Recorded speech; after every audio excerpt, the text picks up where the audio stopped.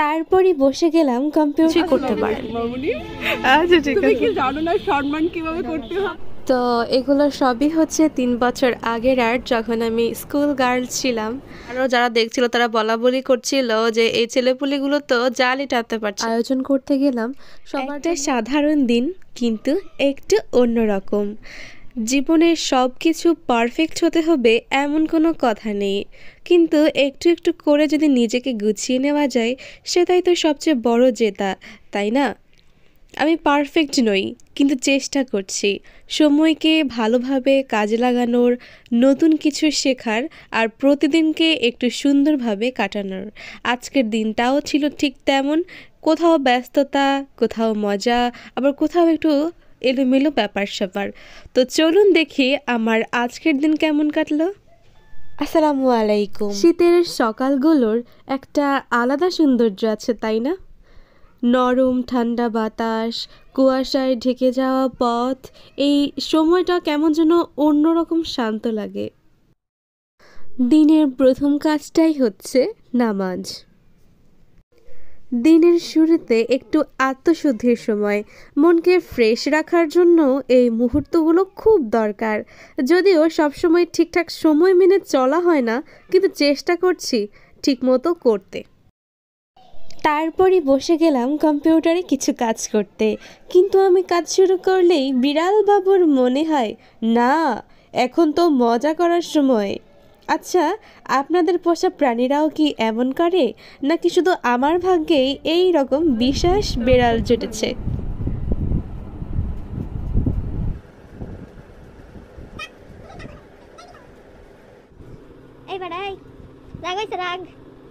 Design আমি কিন্তু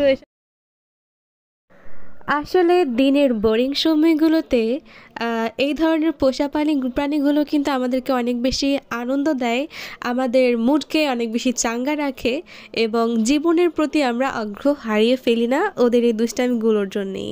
এই দেখেন, এই বিশেষ অ্যাটেনশন শিকার এই বিশেষ অ্যাটেনশন শিকার প্রাণীটি, আরে এখনও হচ্ছে না, এই বিশেষ অ্যাটেনশন শিকার প্রাণীটি এখন মানে রাগ করে বসে আছে, ওকে কোলে নেইনি কেন ল্যাপটপ নিয়ে বসেছি। অনেক তো কাজ করা হলো, এবার চলুন একটু সকালের নাস্তা খেয়ে নেই। আম্মু দুধ এবং নারকেল দিয়ে এই মজাদার পিঠাটি বানিয়েছে, এবং মাশাআল্লাহ আমার আম্মু অনেক গুণী, অনেক নতুন নতুন নাস্তা বানাতে পারে। ওই যে আমাদের ছোট্ট মুরগির ময়নার একটা ভিডিও দিয়েছিলাম না, ও তো এখন বড় হয়েছে, ও একটু অসুস্থ, ওর জন্য একটু বড়ি বানাচ্ছি, ওকে খাওয়াবো এই জন্য। বিসমিল্লাহ বলে প্রথমেই ইলেকট্রিক্যাল ট্রেনিং নেওয়ার জন্য চলে আসলাম যুব উন্নয়ন ঝালকাঠিতে। এসে একটু ঘোরাফেরা করছিলাম, কারণ স্যার তখনও আসেননি। ইদানিং কেন জানি না সব পশু পাখির ওপরে একটা মায়া, ভালোবাসা এবং আদর কাজ করে, অনেক বেশি ইনোসেন্ট এবং সুন্দর মনে হয় আল্লাহর সব সৃষ্টিকে। আমি মুগ্ধ হয়ে তাকিয়ে দেখি আর সুবহানাল্লাহ বলতে থাকি। এই যে দেখুন, ঝালকাঠি যুব উন্নয়ন অধিদপ্তর, এখানে অনেক রকমের ট্রেনিং দেয়া হয়, এবং আপনারা যদি চান তাহলে কমেন্ট করুন যে এখানে কি কি ট্রেনিং দেওয়া হয়, সেই বিষয়ে আমি আপনাদেরকে বিস্তারিত একটি ভিডিও বানিয়ে জানিয়ে দিব। এখন কথা হলো, বাংলাদেশের বেশিরভাগ যুব উন্নয়নের ডিজাইনই কিন্তু এক, এবং প্রশিক্ষণগুলো কিন্তু প্রায় কাছাকাছি। হয়তো স্থায়ী প্রশিক্ষণগুলো সব জায়গায় আছে, আর যেগুলো 1 মাসের বা 2 মাসের 3 মাসের, ওগুলো হয়তো কিছু জায়গায় আছে আর অনেক জায়গায় নেই। তবে ঝালকাঠি যুব উন্নয়নে সব ধরনের ট্রেনিং আছে, 1 মাস মেয়াদিগুলোও আছে, আবার 6 মাস মেয়াদিগুলোও আছে। এখানে আপনি সব ধরনের ট্রেনিং করতে পারবেন আপনার মন মতো এবং আপনার প্রয়োজন মতো, এবং আত্মকর্মী হয়ে উঠতে পারবেন। স্যার যতক্ষণে আসেননি ততক্ষণে আপুদের সাথে একটু মজা করে নিচ্ছিলাম। মাঝে মাঝে একটু রিল্যাক্সেশনেরও কিন্তু দরকার আছে। তুমি যেটা বলছো ওইটা দেওয়া যাবে না। যুব উন্নয়নের পাশাপাশি এখন টিটিসি এবং মহিলা সমিতি এবং এই ধরনের অন্যান্য প্রতিষ্ঠানে সরকারিভাবেই বিভিন্ন প্রশিক্ষণ দেওয়া হয়, কিন্তু যে কোনো সরকারি চাকরি অথবা বেসরকারি চাকরিতে যুব উন্নয়ন অধিদপ্তরের যে সার্টিফিকেট, ওটাই ডিমান্ড হিসেবে দেওয়া থাকে, এবং ওটারই গুরুত্ব সব থেকে বেশি।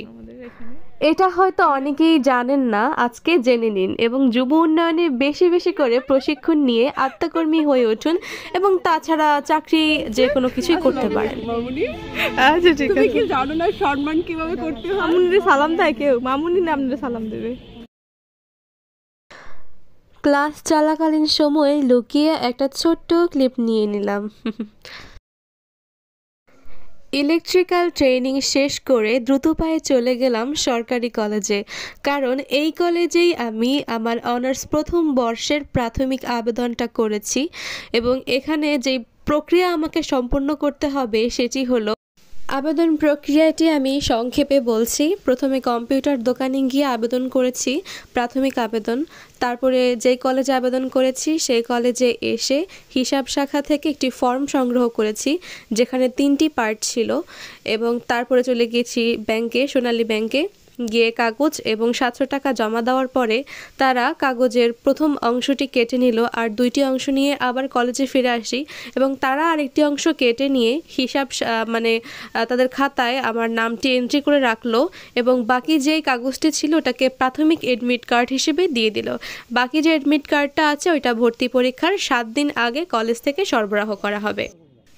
যাই হোক, প্রক্রিয়া তো বলে দিলাম। ব্যাংক থেকে বের হয়ে আমি আর আম্মু দেখলাম যে ব্যাংকের সামনেই কিছু মাটির জিনিস বিক্রি করছে, তা আমরা সেগুলো দেখছিলাম।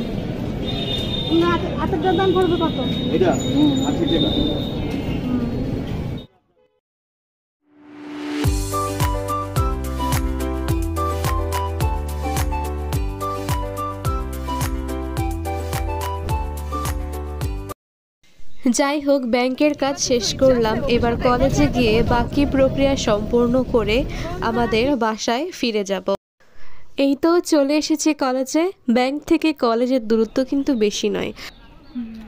যুব উন্নয়নে এসে দেখি যে প্রশিক্ষণার্থীরা মাছ ধরার চেষ্টা করছে। ভালোই হলো, অনেক দিন মাছ ধরার দৃশ্য দেখি না, তো আজকে দেখে নিলাম। তো আমরা সহ আরও যারা দেখছিল তারা বলাবলি করছিল যে এই ছেলেপুলিগুলো তো জালই টানতে পারছে না, তো তারাও চেষ্টা করছে এবং শিখছে কীভাবে মাছ ধরতে হবে, ভবিষ্যতে তারা যেন সফল জেলে হতে পারে সেই চেষ্টাই কিন্তু তারা সবাই করছে। আর আসলে পরে দেখলাম যে এখানে একটা হাঁড়ি ছিল, যেই হাঁড়িতে অনেকগুলো মাছ ছিল, একটা একটা করে হলেও কিন্তু কয়েকটা ধরেছে। বাসায় এসে ফ্রেশ হয়ে কিন্তু জোহরের নামাজ পড়তে চলে আসলাম। চলুন আপনাদেরকে আমার কিছু আর্ট ওয়ার্ক দেখাই। তো এগুলো সবই হচ্ছে 3 বছর আগের আর্ট, যখন আমি স্কুল গার্ল ছিলাম। এই যে কিছু ক্যালিগ্রাফি, চায়ের কাপ, তারপরে চকলেটের খোসা দিয়ে বানানো আর্ট, আমি তখন অনেক চকলেট খাইতাম। তারপরে এগুলো হচ্ছে আল্লাহ লেখা, আর আরেকটা লেখা হচ্ছে আলহামদুলিল্লাহ লেখা। এই ওয়ালমেটটা আমি বানিয়েছিলাম সাদা কাপড়ের ওপরে জরি কাগজ কেটে। এটা প্রায় অনেকটাই নষ্ট হয়ে গেছে, তারপরও এখনো আব্বু আম্মু যত্ন করে তাদের দেয়ালে রেখে দিয়েছে তাদের মেয়ের কাজ হিসেবে। আজকে আমাদের বাসায় রান্না হয়েছে চিতল মাছের দো পেঁয়াজা, গরুর মাংস, মুরগির মাংস, দেশি মুরগির মাংস আর হাঁসের মাংস। সিজনাল জ্বরে কিন্তু আমিও আক্রান্ত, আমার সর্দি লেগে আছে, কি আর বলবো, কষ্ট পাচ্ছি অনেক। তো দেখুন, আমাদের আদরের ময়না পাখিকে উমে বসানো হয়েছে।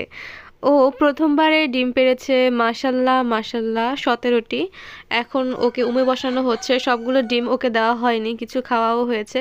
আর প্রথমবারেই বসানো উচিত কিনা এটা নিয়েও কিন্তু একটা প্রশ্ন ছিল, তারপরও পরীক্ষামূলকভাবে আমরা ওকে বসিয়েছি। আর এই যে দেখেন আমাদের মিল্কি, মানে খুব আগ্রহ বোধ করছে ময়নাকে দেখে, ওইখান থেকে যাইতে চাইতেছে না। আমি ওকে ঠেলতেছি কিন্তু ও যাচ্ছে না, তাই ময়নাকেই ঢুকিয়ে রাখলাম। তো এখন সময় হচ্ছে সন্ধ্যা। আসরের নামাজ এবং মাগরিবের নামাজ ওয়াক্ত মতো পড়েছি, সেটা আর ভিডিও করলাম না, অবশ্যই করা উচিত না। তো এখন চলে এসেছি নাস্তা বানাতে। আজকে বানাবো হচ্ছে পায়েস। তো প্রথমেই পাতিলে পরিমাণ মতো দুধ আর এলাচ, দারুচিনি, তেজপাতা দিয়ে নিচ্ছি। এবার চালগুলোকে ভালোভাবে ধুয়ে নিচ্ছি। আমরা কিন্তু চিনি গুঁড়ার চালের পায়েস সবাই খুব ভালোবাসি এবং সেটা ধুয়ে পাতিলার মধ্যে দিয়ে দিলাম। এবার দিয়ে দিচ্ছি পরিমাণ মতো লবণ। পায়েসের মধ্যে দেওয়ার জন্য বাদামগুলোর খোসা ছাড়িয়ে নিচ্ছি। আর এই দিকে দেখুন আমাদের বাসায় অনেক দিন থেকেই কিন্তু এই শিং মাছগুলো আমাদের পরিবারের সদস্য হয়ে আছে। আমাদের বাড়ির বিড়াল সদস্য মিল্কির আনন্দের জন্যই কিন্তু এই মাছগুলো কেনা হয়েছে। যাই হোক, পায়েস বানানো শেষ। পায়েস বানানোর বাকি ক্লিপগুলো আর নেওয়া হয়নি। তো পরিবারের সবার জন্য বানিয়েছি, তো তাই মানে পরিবেশনটা করেছি ওইভাবে। আপনারা কেউ মাইন্ড করবেন না। পরে আমার পরিবেশন থেকে আব্বু একটু বকাও দিয়েছিল। পরে আমি আবার সুন্দর করে ছোট ছোট বাটিতে করে পরিবেশন করেছিলাম। নাস্তা বানিয়ে খাওয়াও হয়ে গেল। এবার একটু নামাজ পড়ে নেওয়া যাক। আমি এখন ইশারের নামাজ পড়ছি। তো যাই হোক, সারাদিন শুধু বিভিন্ন কাজ করলেই হবে? একটু তো পড়াশোনাও করতে হবে, তাই না? কারণ সামনে আমার অ্যাডমিশন, তাই একটু পড়াশোনা করে নিচ্ছিলাম। সংবিধানের অনুচ্ছেদ সংখ্যা 153টি। আসলে অ্যাডমিশন টাইমে একটু নয়, অনেকটাই পড়া উচিত, কিন্তু বিভিন্ন কারণে আর বেশি করে পড়া হয়ে উঠছে না। তবে আমি চেষ্টা করব সামনে আরও বেশি করে পড়ার। যে কোনো ভর্তি পরীক্ষায় ভালো ফলাফলের জন্য 3 থেকে 4 ঘন্টা পড়া উচিত, কিন্তু আমি এখন আসলে আধা ঘন্টা করেও সময় দিতে পারছি না। সবাই আমার জন্য দোয়া করবেন। পড়াশোনা শেষ করেই রাতে ভাত খাওয়ার আয়োজন করতে গেলাম। সবার জন্য ভাত তরকারি গরম করে খেয়ে নিলাম। এখন হচ্ছে ঘুমানোর পালা। খাওয়া দাওয়া শেষ, এবার মিল্কিকে আদরের পালা। এই আদরে মিল্কিটা এসেছে ওকে একটু আদর করে ঘুম পাড়িয়ে দেওয়ার জন্য। ঘুমাতে যাব, এই মুহূর্তে কারেন্ট চলে গিয়েছে। তো যাই হোক, এখন আমি ঘুমাবো। একটা সাধারণ দিন, কিন্তু আসলে সাধারণ নয়। এক একটা দিন এক এক রকম। কিছুদিন হয় ব্যস্ত, কিছুদিন হয় এলোমেলো, আর কিছুদিন হয় শুধুই আনন্দে ভরপুর। কিন্তু সব দিনই আমাদের জীবনে এক একটা গল্প নিয়ে আসে। আপনার দিন কেমন কাটলো কমেন্ট করে জানাতে কিন্তু ভুলবেন না। আর যদি এই সাধারণ অসাধারণ দিনগুলোর আরও গল্প শুনতে চান, তাহলে চ্যানেলটি অবশ্যই সাবস্ক্রাইব করে রাখুন। দেখা হবে পরবর্তী কোনো ভিডিওতে। সেই পর্যন্ত সবাই ভালো থাকুন, সুস্থ থাকুন, আমার জন্য দোয়া করুন। আল্লাহ হাফেজ। আসসালাম।